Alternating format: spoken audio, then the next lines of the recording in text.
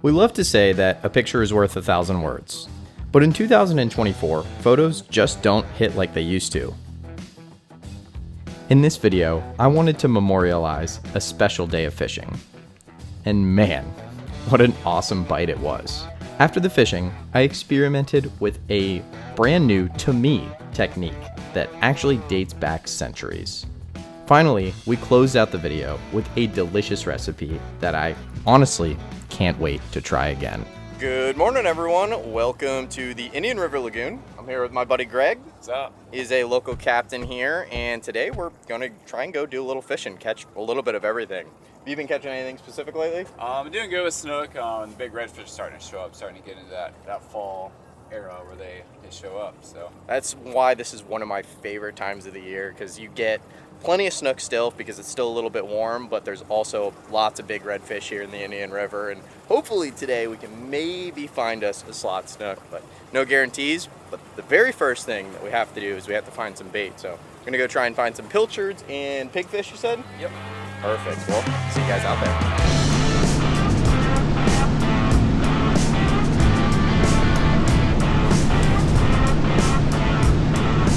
So you're planning on casting netting pilchards? I am. Let's get this tangle out. There's a bunch of pilchards all around us. You didn't have any old pilchards in there, did you? I did my live well. You probably would have smelled them. Yeah. It's right here. Wow, this is really bad. No, you're good. You're good.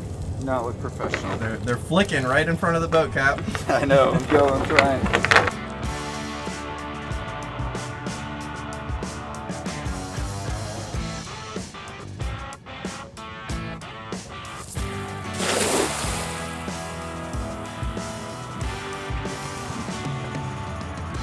We see a flashing net.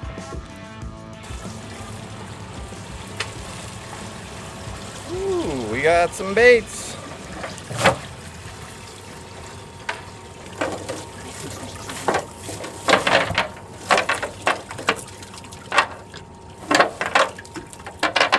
This is what we're looking at right here. This is a little pilchard. Work great as bait. They get about double that size. This is a good general size for baits, though, for sure. A lot of fish will eat that side. Cute little finger mullet. How big is that net? 10 foot. 10 foot? What size mesh? Half-inch mesh. There you go, guys. I asked for you because I knew you were going to ask that question. 1.5 pounds per foot.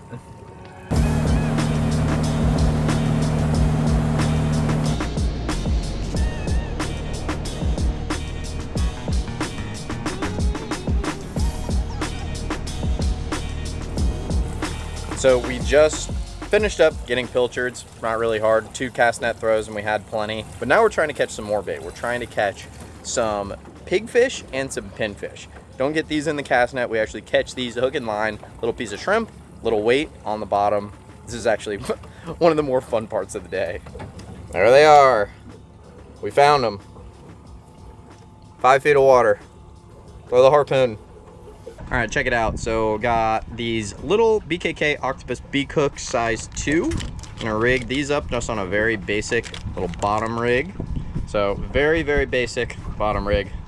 Little 2-ounce bank weight, dropper loop, that number 2 BKK on there. Stick a piece of shrimp on there, catch a little bit of everything. You got your frozen shrimp, right? Break the head off, break the tail off.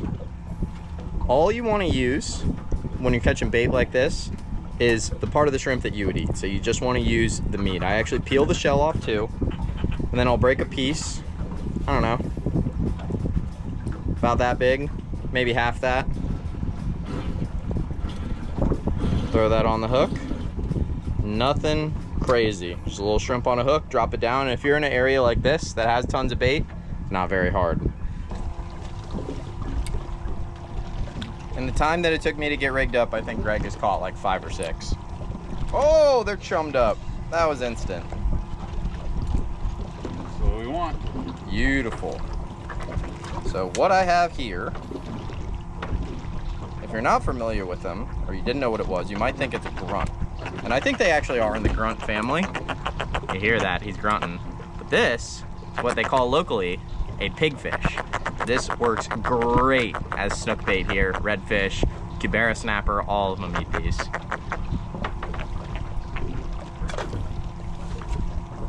Look at that. He even left me my shrimp. Whoa! You catch pins here too? Yeah. Mostly pigs though.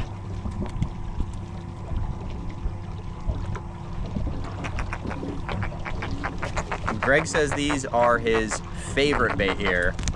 Oh! Well, and I released that one, so. Instant. Get away. Pretty little fish.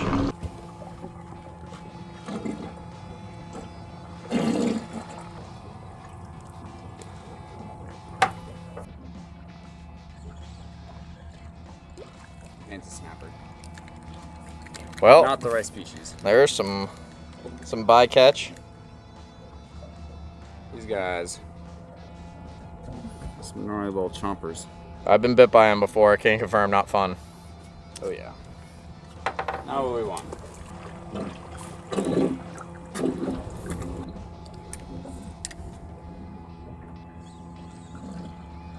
And followed it right up to the surface. That was the world's fastest pigfish catch.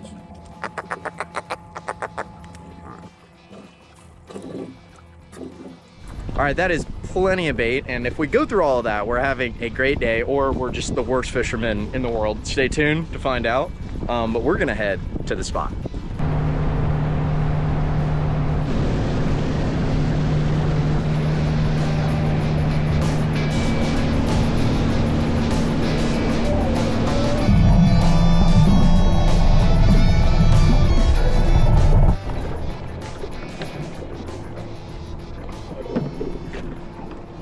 Okay, let's dive on in here. I'm gonna start out.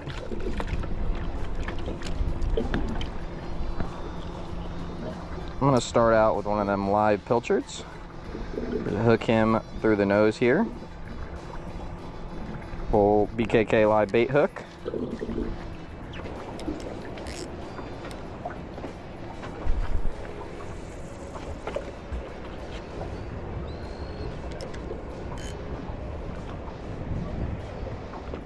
Got real dirty water out here, outgoing tide coming towards us. See how long it takes to get bit. I might have slightly too heavy a leader, but we're gonna find out. Greg's fishing lighter leader than me, so we'll see how fast he gets bit. Guys on the jetty are definitely catching them.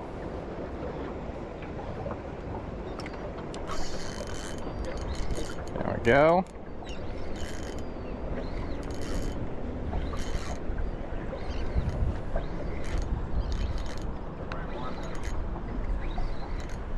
Kind of feels like a jack. Yeah, that's what I was thinking. A little Snook. Cute little one. Inlet? No. Let this guy tire out for a sec.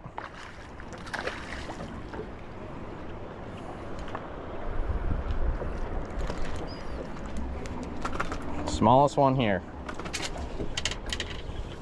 You take? Nice.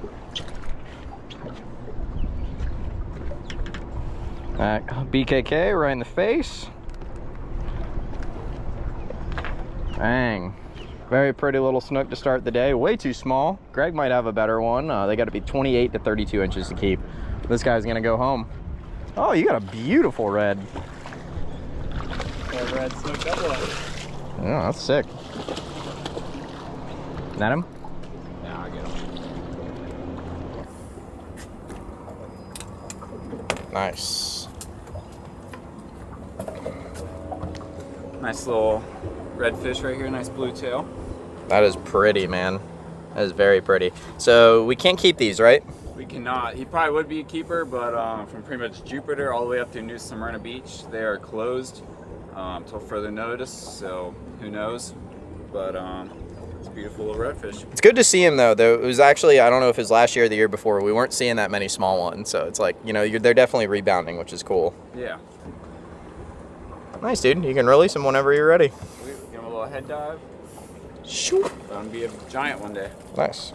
Sweet. So why are we fishing here? Well, any inlet is a very natural place for predators to feed, especially on an outgoing tide like we're fishing. The outgoing tide basically sweeps a bunch of bait and other debris out the inlet, and predators like snook, redfish, and many other species will sit at the mouth of the inlet waiting for that bait to come to them. They're going to sit right on the edge of the strong current as to not to waste a lot of energy, and snook specifically are going to try and ambush any prey that gets swept out the inlet.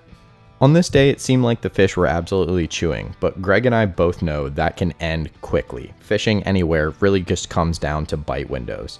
So we needed to fish as many baits as we could to give us the best opportunity to try and catch a keeper snook, which even on a good bite is no easy task. Take the little pilchard, hook him through the nose just like that. Little split shots above him. Do you like that way? Yeah, every switch you do. Good? Yeah, you're good right, man. Switches. Get it, bro.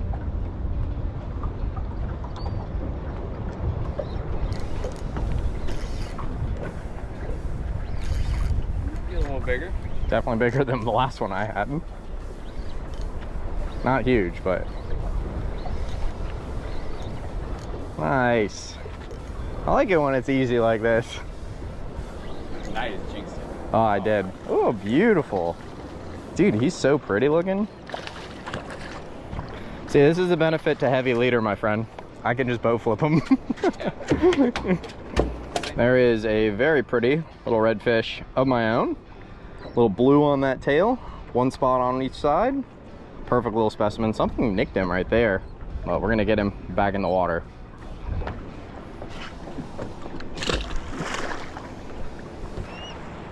This is what I'm going with right here for these live baits, the BKK All-Arounder 2.0. Plenty strong for the drag we're fishing. Whoa, Greg, hooked. Uh-oh.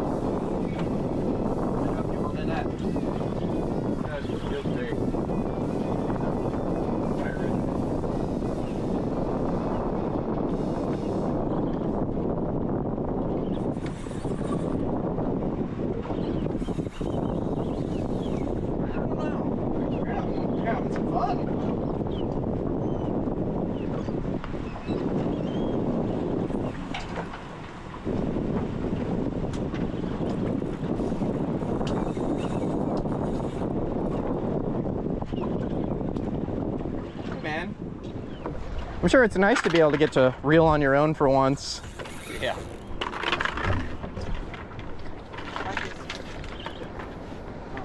Nicer red.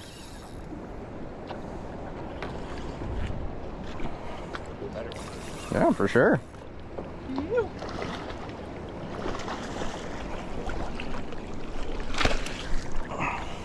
Redfish in the boat. Nice. No shortage of these guys. No shortage. This is awesome, though. I'm glad to see it. What do you think about that? It's nice to get to reel on them, huh? Yeah, always watch people do it, but now I get to do it. Yeah, nice little redfish, single spot. A little bit bigger, but yeah, he would be what, like 28 inches probably? Yeah, probably 28. Nice, dude. And barely a keeper snook if it was a snook, but we'll keep trying for him. That's nice. Good work, man. Sweet. Why do you head dive the redfish? Do it with snook. Everything I catch pretty much out here just gives them a little boost of oxygen going through them. Big bubbles and water. Just gives them oxygen, gives them a little boost, and Gets that forward momentum too. yeah, it gets them down there. A lot of times there's some sharks or some goliath groupers that'll hang out here too. I give them a head start to get away from those predators that are trying to eat them.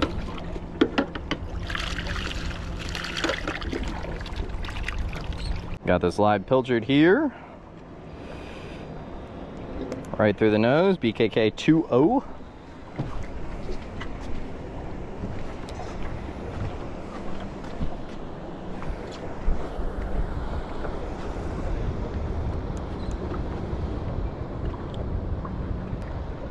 There he is. Nice. That's a better fish.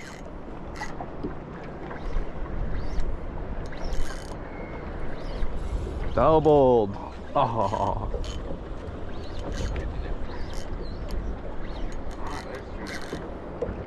Yeah, they're biting. Get them while the getting's good.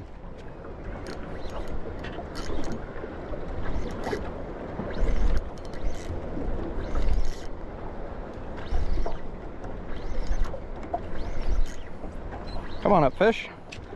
What we got here? Very possible. Very stubborn. Very redfishy. Nice.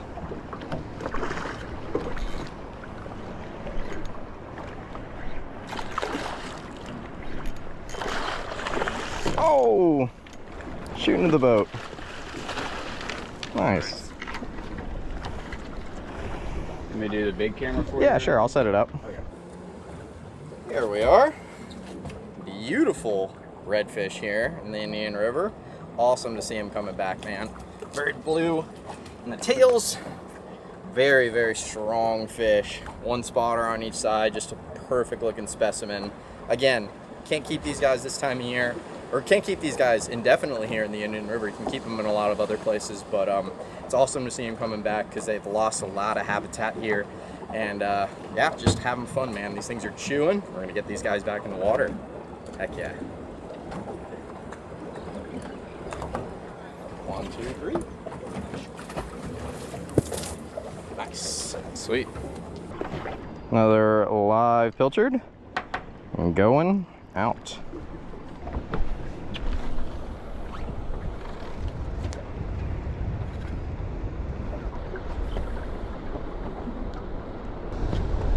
Well, we got bit. Definitely a snook too, I'm afraid. But hooked double back in the bait. You're 8, aren't you? Oh, you're tangled with him. All right, I'm going to try one of those pigfish that we caught. Hook him through the nose, just like that.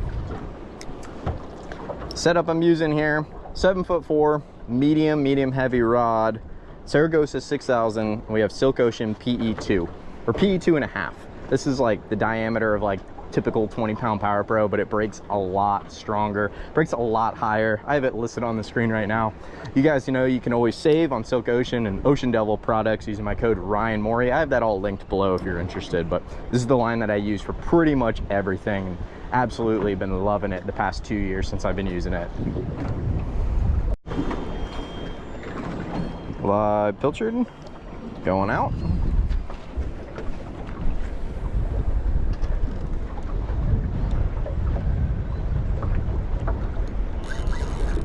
On the pilch. This might be a Goliath. Oh, he just didn't know he was hooked yet. Don't tempt me like that, Greg.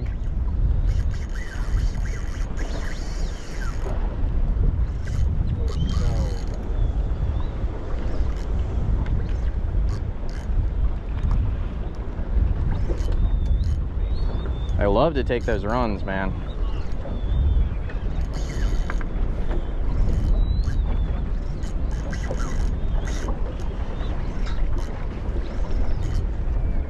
Charging me.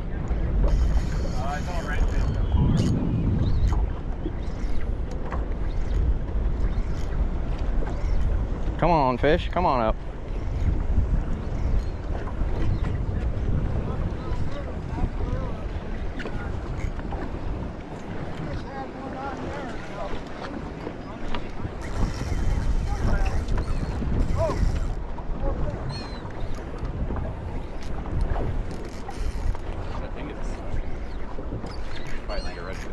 Now it is. At first it was just dead weight, like a fish that didn't know it was hooked, but yeah, now it's a red. Turned into a red. My snook turned into a redfish. Took off like a snook. Yeah, I did.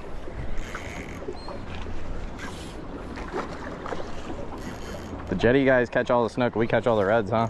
Yeah. Probably the other way around. Man, these are fun though, y'all. These are freaking fun. This is probably the best one of the day so far. Yeah, it is a nice one.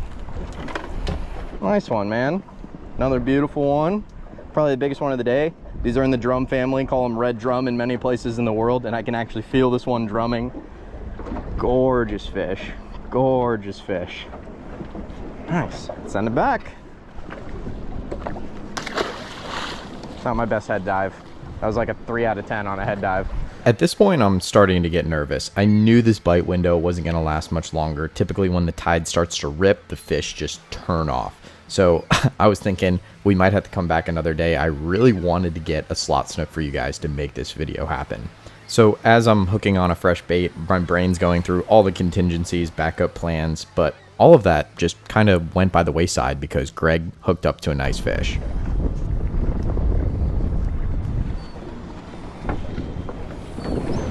Wow, Gregory. I don't think I found it. Do I have your fish or? I don't know.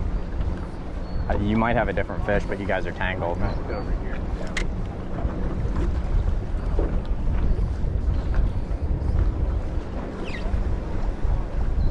So Greg's hooked up to a nice fish, but so is the other charter that's next to us. And Greg, being the nice guy that he is, opens his bail and allows the other boat to try and figure it out, try and figure out their fish. Because, you know, he's a good captain and he wants his other captain buddies to put his clients on nice fish. So giving it up, whatever, he knew he might lose this thing, but he just allowed, you know, Jesus to take the wheel at this point and just see what happens. The wind. Still on there? That's funny. Still on there. Just sleeping on it.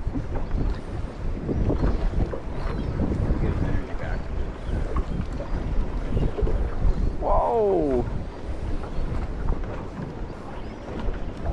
Oh, get the net, get the net. Nice.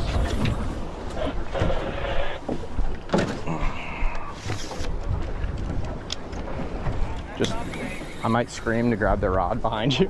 Okay. I get the net. Okay. Oh, No, I got it. We're good. It's a keeper. Yeah, that's why I want to really get it. I don't care about I think at least. He's close. Definitely worth the measure. Yeah. Nice, dude. Nice snook. That might be a slot. Right at 28. I'm going 28 and a half. Woo, all right? Yeah. Greg might have just got a slot. Okay, let me break it down for you guys. Greg was tangled with another boat. He literally opened his bail, let the guy catch his redfish, then reeled tight, still had this fish on. Now we're measuring this snook. Measuring this snook, and he is just, let me lighten it up for you guys. Now we're measuring this snook, and this snook is 28 3/4, almost 29 inches. That is a legal fish. That's exactly what we wanted today. Heck yeah, man. Having Snook dinner tonight. Great work. That's a beautiful fish. Heck yeah, great work. Not your first snook rodeo, I'm sure. No, caught a few. Caught a few, and that's literally the name of the charter company, huh? Yeah. But dude, that's a pretty fish. Tight work, brother. Tight Eat 'em work. and throw them on ice. Yeah, hell yeah. At this point, I wanted to get a couple photos of Greg's slot snook, but he said, man, you know that you have to take advantage of this bite window. You might just hook a slot of your own on the next bait. So I decided to take his advice. We put the fish on ice, and I grabbed one of these pigfish to toss it out. Pigfish. Hook him through the nose, just like that.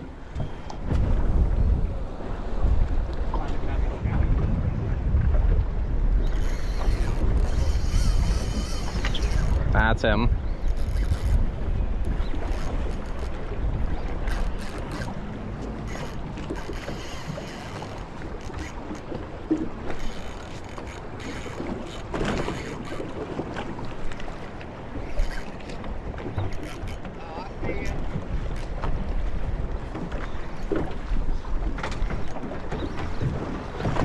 Whew.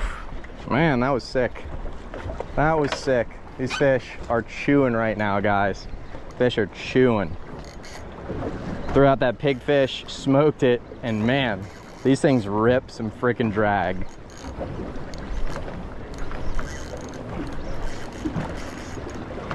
Feeling like a redfish now. He went so fast. Yeah, no way redfish would go that.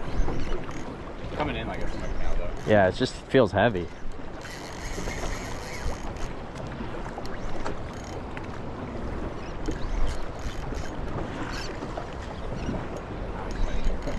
Yep.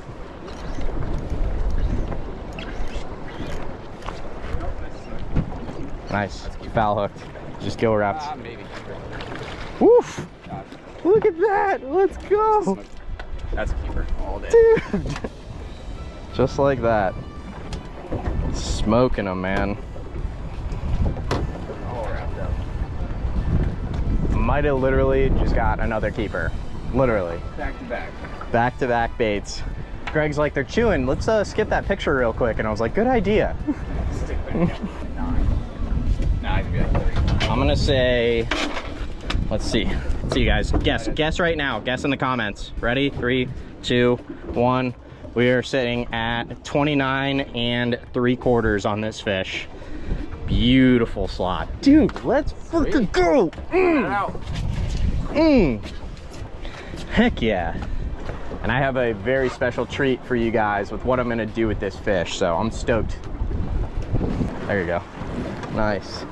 There we go, y'all. 2 freaking slot snook back to back. Yep. You're allowed 1 per person per day in that 28 to 32 inch slot. Me and Greg just limited out. That's nice. Let's go. Back to back fish, man. That was beautiful. So what we're gonna do is we're gonna bleed these fish. I'm gonna do that off camera, and then I'm gonna ice them down and be ready for my little science experiment later. The fishing proved to be absolutely awesome for another 30 to 45 minutes. Greg hooked up again on his very next bait, and I was just complimenting his exquisite hook set form here.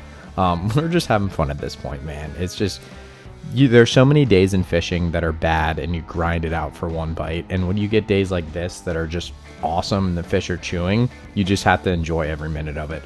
This fish actually ended up being another slot size fish, but we were at our limit. We had our 2 keepers, so Greg just got this one into the boat, took a quick little look at him, and sent it on its way to, you know, maybe be caught another day. But yeah, it really just was an enjoyable couple hours, and I kind of just stopped filming at some points because, you know, it was just getting redundant. The fish were chewing, and I just wanted to have fun while I could. After the snook and redfish bite died out, I decided to mess around because we had so much time left in the day. I just wanted to see if I could catch a shark or a Goliath grouper. Threw out this jack on a BKK 10-aught monster circle hook. Actually didn't end up getting a bite, but man, that was one fun morning.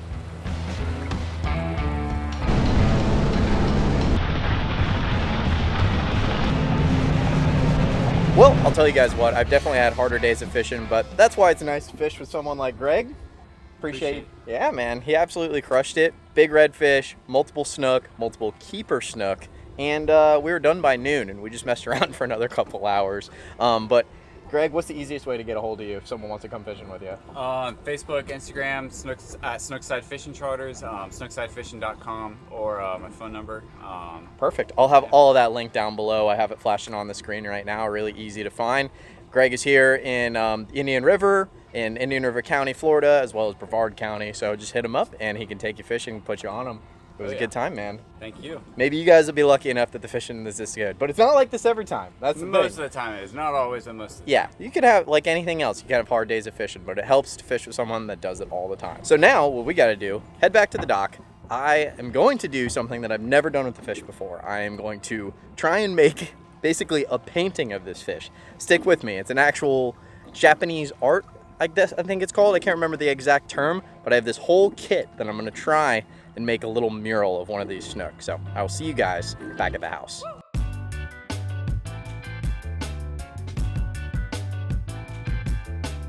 Welcome to the kitchen. Actually, you guys might have just saw a couple shots of this outside. However, it is way too windy to do anything properly. So we have what is called an Iko Print. Now, Iko Print is a company based here in Florida, but what they provide is a Gyotaku fish print kit. And that's exactly what we have in front of me. It comes with your paper, comes with your ink, some brushes, everything you need to basically, you know, remember this fish and make an awesome print out of it. Iko Prints sent me this, but I'll have all their info linked down below. But I'm really excited to try this and, you know, really remember this snook. Really simple actually. So all I did to prep this fish was rinse him off, get all the excess scales, slime, and any water off of him. Paper toweled him off. Actually stuffed a paper towel in the gills because the gills are gonna hold a lot of water. So yeah, we got him all prepped and ready. I also flattened him out because when he's sitting in a cooler for a while, you know, they kind of get funny shapes. And I tried to fan the fins out, so kind of pull all the fins out as far as I could, get this fish ready to go. But we're gonna memorialize him here real quick. I also stuck a paper towel in his gills. That's just to make sure any extra moisture doesn't come out of the gills while I'm trying to do this fish print. So I'm just gonna start out with some of the ink on this black brush here. Now, Gyataku is something that's been around in Japan forever. It was originated in Japan. And actually, when I lived in Japan, I lived in Okinawa and I lived on the mainland, I always wanted to get one of these made for a special fish, and I never did. So it's actually kind of cool that that Iko Prints reached out to me. I was like, you know what? I would like to do that for a local fish here.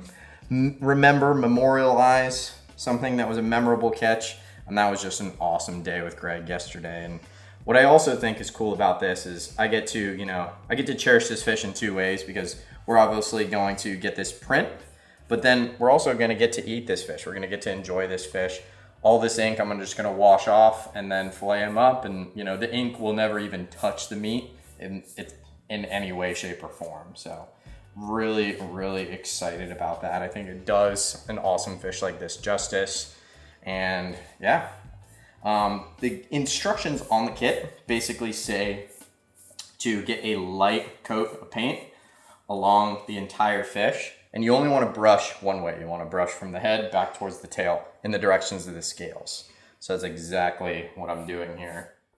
And there needs to be enough paint on this that when I press the paper, I believe it's rice paper, to the fish, that ink can then come off onto the rice paper. So it's a fine balance, I'm thinking, between having enough ink that it can transfer to the paper and not too much that it gets all blotchy.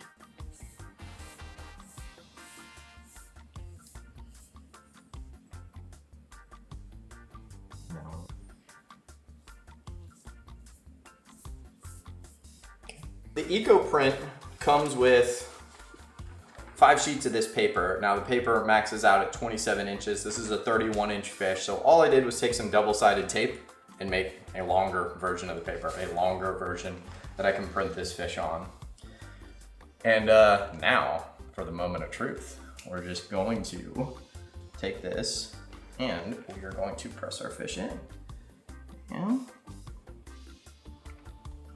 down, gently press on the inside, wrap it all the way around the fish.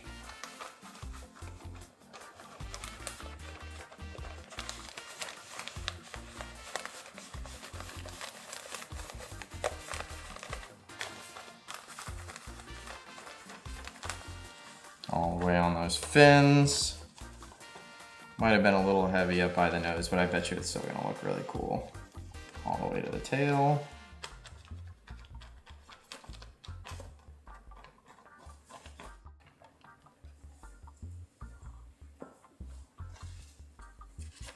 Does it look like a snook? I think that looks like a snook. And now we get to do the extra fun stuff, and that's the little details with the other brush. But that is pretty darn cool, man. Look at that. So I wanted to touch this up. I actually thought we were recording, but we weren't. I essentially cut one of the fins off of the snook, painted the fins, and then pressed them on to get all of the fins kind of, looking right on this guy. So now we have that detail. And now I just want to take the fine brush and I'm just going to use my best guess, my imagination, and kind of bring this thing just a little bit more to life. So my assistant here has been really helpful with me getting the fine details, making everything good. She's a little bit not as aggressive with me, or not aggressive like I am with the brush, so it's been helping a ton.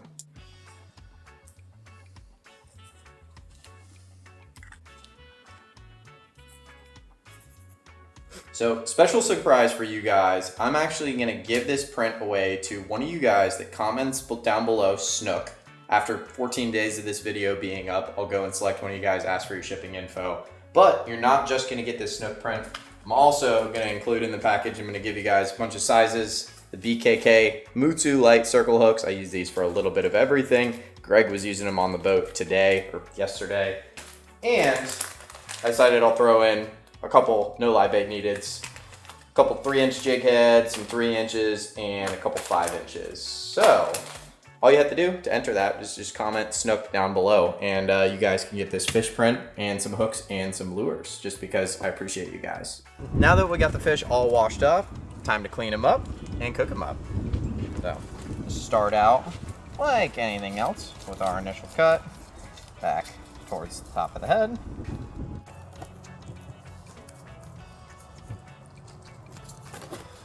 Work down the length of the snook.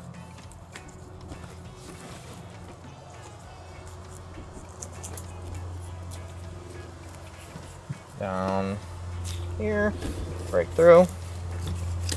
Make sure to keep all those scales off my knife.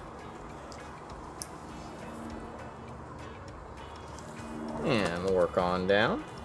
It's been a while since I've cleaned a snook, y'all. I don't know if it's been over a year.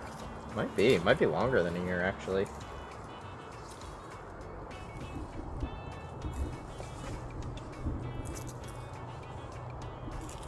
Now, get back on top of those ribs.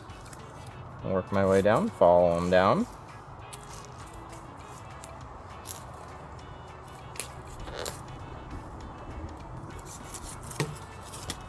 Bang.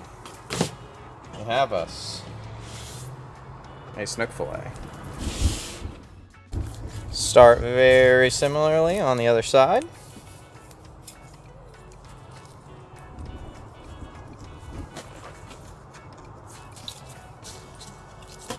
They're such cool looking fish, man. And I feel for you guys that don't live here, that don't get to catch them. They're definitely cool. Something that I got to grow up targeting. Always very special to me. And one of the more frustrating fish in the ocean too. Because sometimes when they don't want to eat, they don't want to eat.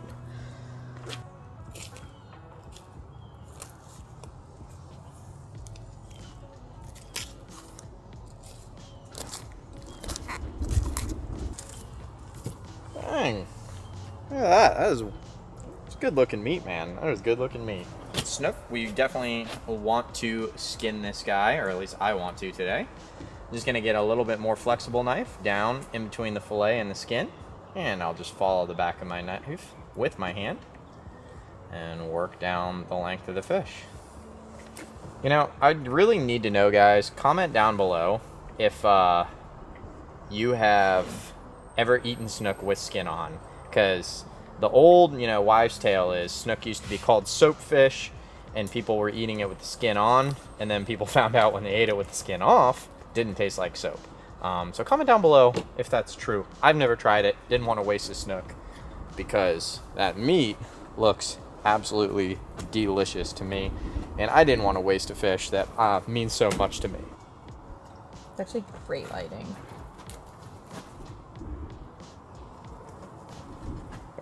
Remove those pin bones, and we are looking good. That is one beautiful snook fillet. I'll just paper towel this guy off, get all those scales off, anything else that I don't like, and we will be ready to eat. I will see you guys in the kitchen. What's going on, guys? Welcome to the kitchen. I mean, I guess you've already been here because we were just painting that snook in the last clip, but it's actually the next day. Solo tonight. Christina is at work at the hospital, so I want to cook her up something nice, southern food is kind of what I'm feeling tonight. So actually just starting out, get a little bit of bacon, just gonna get that ready and get this working in a pan behind me.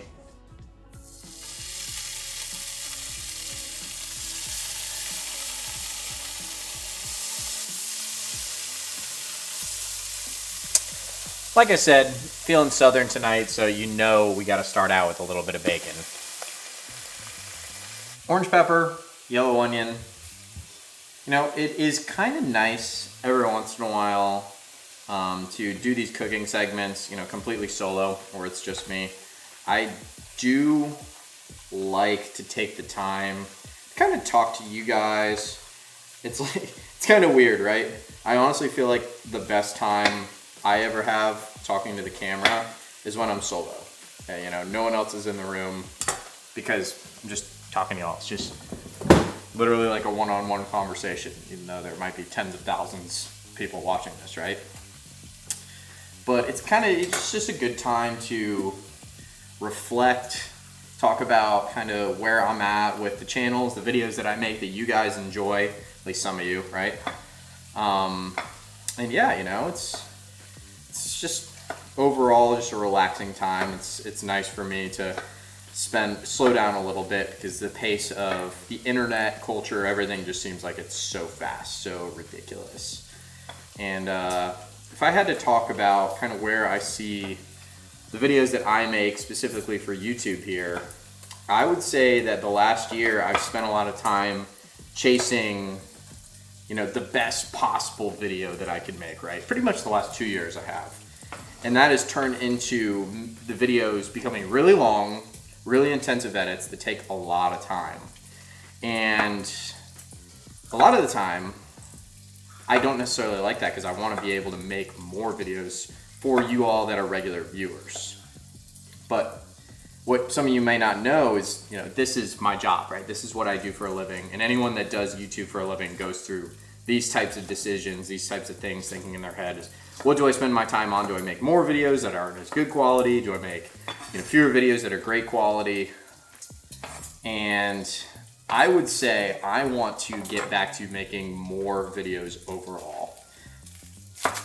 And then intermittently doing those, you know, really heavy edits, those crazy ones that just take a lot of time. But YouTube being my job, right, it's a business. And from the business side of things, a lot of times those crazy videos, those really heavy edits, those ones that actually have the potential to go viral, those ones are what make you, you know, a big chunk of your money for the entirety of the year, between sponsorships and like the YouTube revenue directly. So having those, chasing those is still an important part of the business itself, and it brings new viewers in and it helps keep the channel healthy, because unfortunately you can't just make the same thing over and over again. People get bored, and I get bored as a person that makes them, right?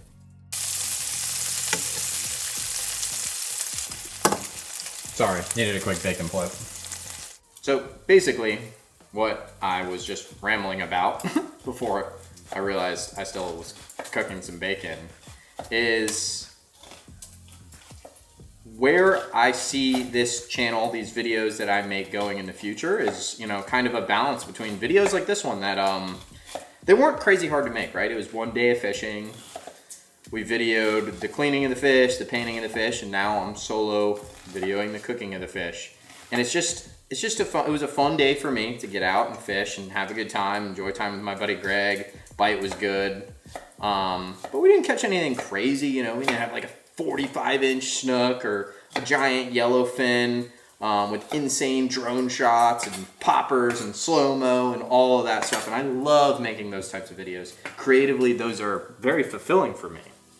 But at the same time, I know a lot of the time you guys just want to wind down and just watch some fishing. Just watch, you know, an adventure, watch a little cooking, watch something wholesome that's, you know, relaxing. It can be cathartic, just hang out and watch someone just get outdoors. So I do understand that too, and I think it's a fine balance. And these types of videos, I think, really bring the audience closer to, you know, just feel like this is just more of a realistic, you know, scenario. Not every day is this crazy epic fishing adventure. And fishing doesn't have to be that. Fishing can just be going out, catching yourself a keeper snook, cooking it for your girlfriend, and just having a nice day, a nice weekend. Some frozen baby lima beans going in some boiling water.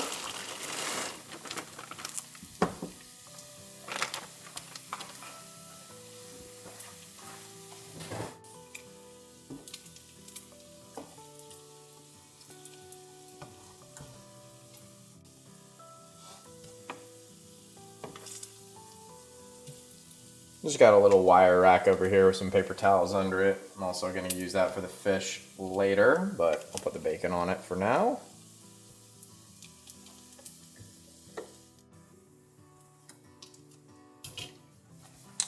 Now we got all this wonderful bacon grease, right? Are we going to get rid of it? Absolutely not. Peppers and onions going right back into that pan. Maybe, some of them. About half of them, maybe. My aim is clearly off.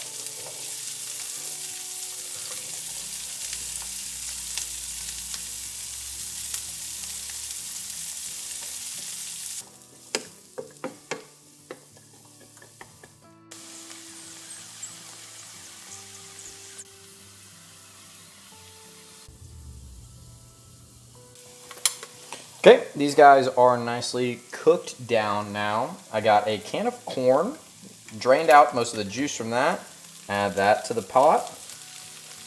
Also finished up on the lima beans, drain the water out of these guys, add these in there as well. Wow, all of this will kind of have all those flavors mixed together. So we got our snook right here. I basically paper toweled it off again, made sure there was no scales or anything like that. And I just picked out a portion that was gonna be sizable for Christina and I tonight. And now, all I'm gonna do is chop it into nugget-sized portions because we're having snook nuggets tonight. I'm excited for that. If I had to compare snook to pretty much anything, I would compare it to snapper, if you guys haven't had it before. But it is its own unique taste, so if you ever get a chance to try it, I would recommend you guys try it. It's also one of those fish that I've had before where I'm like, this is good, not amazing. And I've also had it where it's like, wow, this is some of the best fish I've ever eaten in my entire life.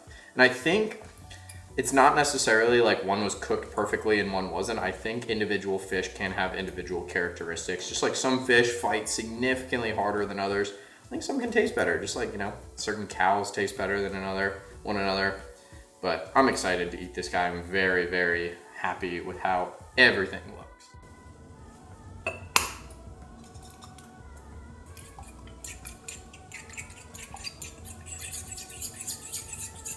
Working with some Publix breadcrumbs, just unseasoned.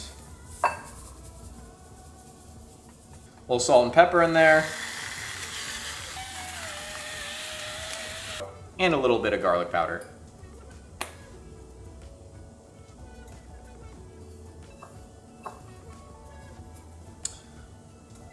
Into the egg wash. And into the breadcrumbs.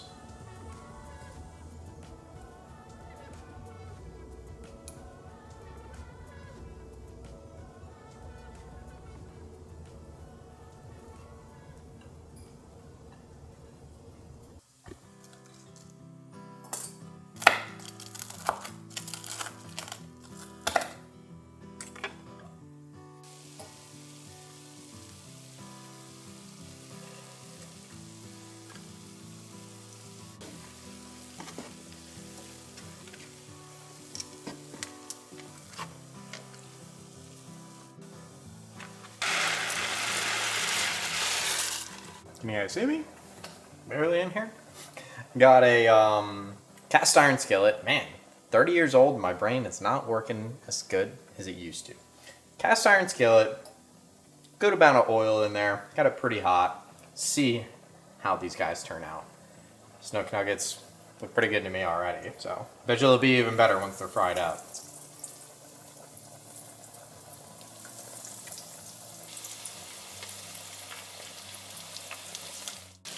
These are cooking pretty fast. Well, at least getting golden brown on the outside.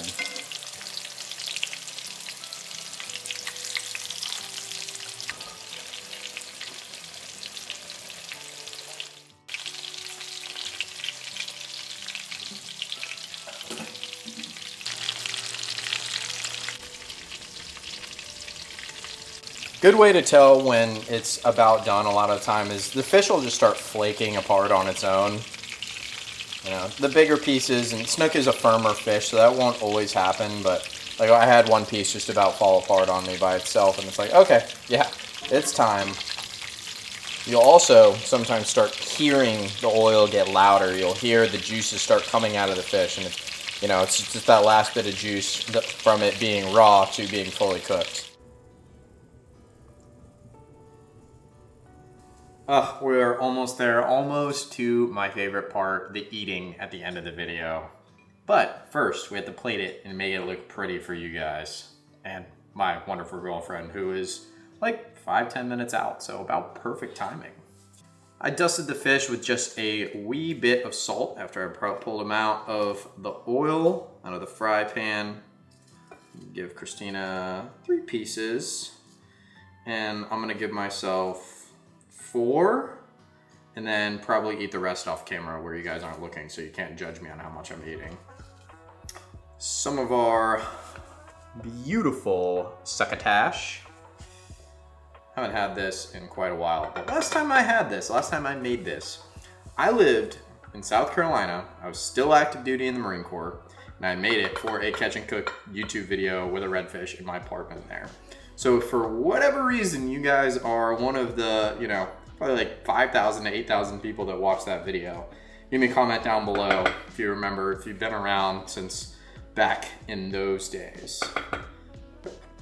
And then also comment down below if you've been around since the Japan days, because that was quite a long time ago. But it's kind of cool to, you know, that's one of my favorite parts about YouTube, is you just have a documentation of, you know, these different stages of your life, these different times in your life. And, you know, it does feel like a lifetime ago that I was active duty in the military, trying to make a YouTube video here and there for fun when I had free time. And here we are now, doing it as the main gig. And I saved some of that crispy bacon just to top the succotash with. A little nice texture to it, because the bacon that you stir in gets a little bit soggy. Adds a lot of flavor, but we just want that little bit of crunchiness on top. Just makes it nice. Last, but surely not least, gotta go with the classic if we're having something southern themed, fried fish, southern succotash, and some Kraft mac and cheese. I could have went crazy and pretended like I was, you know, making some fancy mac and cheese, but in reality, I love me some just classic $1.99 box Kraft mac and cheese. Not the best thing for you, but neither is fried fish, and we're trying to eat good tonight.